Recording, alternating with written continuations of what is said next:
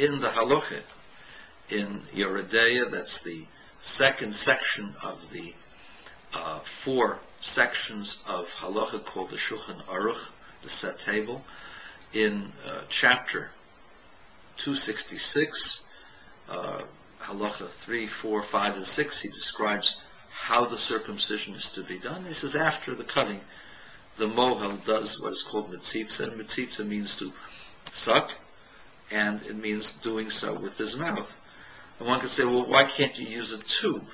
Well, you could, technically, but it's not the custom as to how it was done. Now, why is it that way? Well, you could say that in the olden days you didn't have tubes. Now you can have tubes, so why not?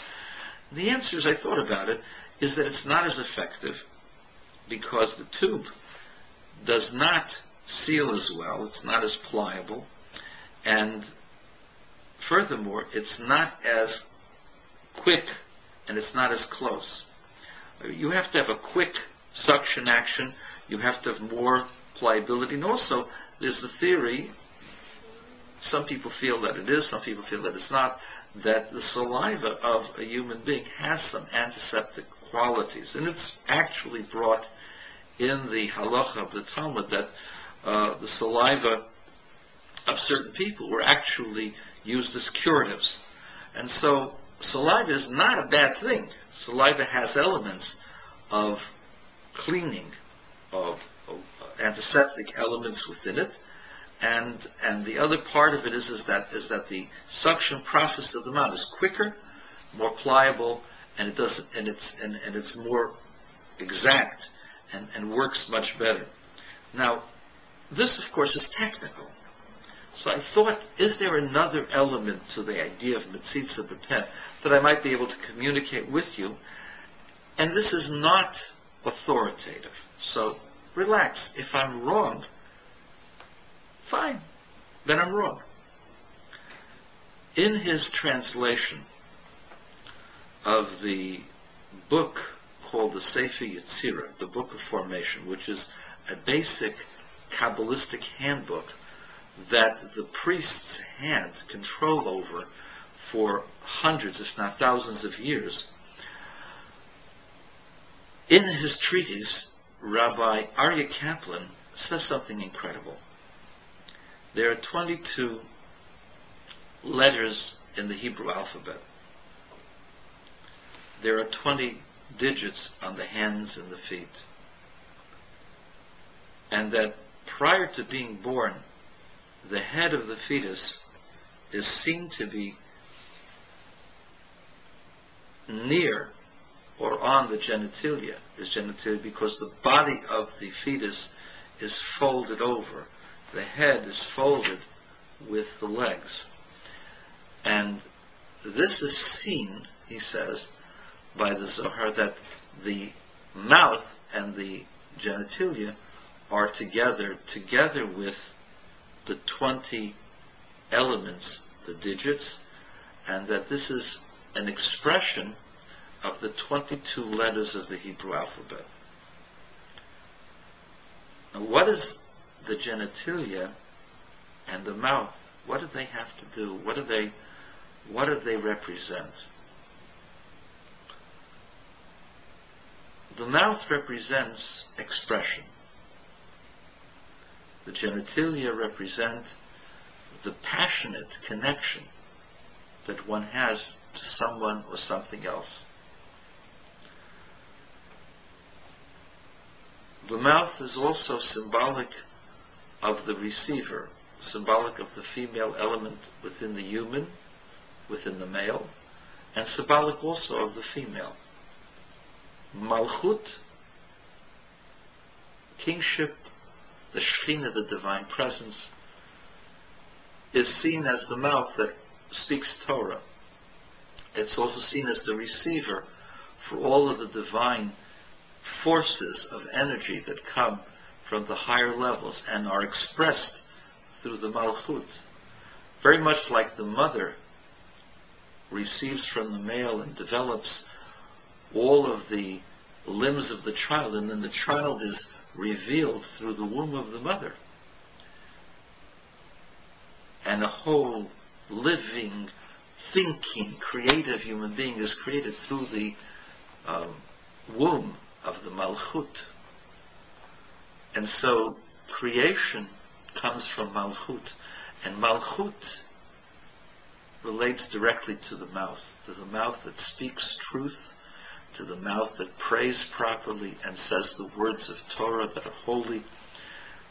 This is the symbol of the Jewish woman, the one who speaks truth, who fulfills the Torah, expresses goodness, and then, because of that, will have a living, thinking, holy human being expressed from it. The genitalia allows for the connection of the 20 elements of the persona. 20 elements of the persona come together between male and female. And these 20 elements combine to create a living, breathing child. But it has to go through the process of the purification of the mouth with the genitalia. The idea behind it is that for a holy soul to be revealed, there has to be holy genitalia and a holy mouth. And since the child can't do it by himself, perhaps the mohel, who is supposed to be a holy man, provides that ability of the connection between the genitalia and the recipient, which is the mouth, representative of the female. And that once the holy soul of the child enters through the process of the circumcision, because it says that the holy soul only enters the child at the moment of circumcision. Until that point, the holiness of the soul does not enter the person. And then the soul, the holy soul, can then work through the person, the physical person, and work through the genitalia, bringing a holy soul into the womb of the recipient. And that's the unity between the genitalia and not the mouth, but the concept of the mouth is receiving of the ideas and thoughts and feelings which we express. So the woman is seen as the articulator of all that she receives from her husband, from the seed, and that develops and becomes a living child. So the idea behind Metzitza B'Peh is to accelerate and to initiate this process that the holiness that is now being expressed in the entire body, into the genitalia itself as well, that this should become directed and focused in the proper way toward the proper receiver, which the mouth is only symbolic of the proper Jewish woman who is to be the receiver of the seed to develop a proper Jewish child.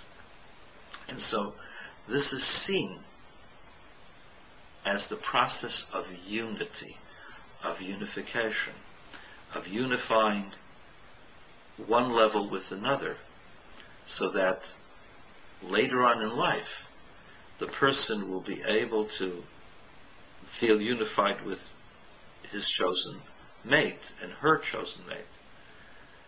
Because you see,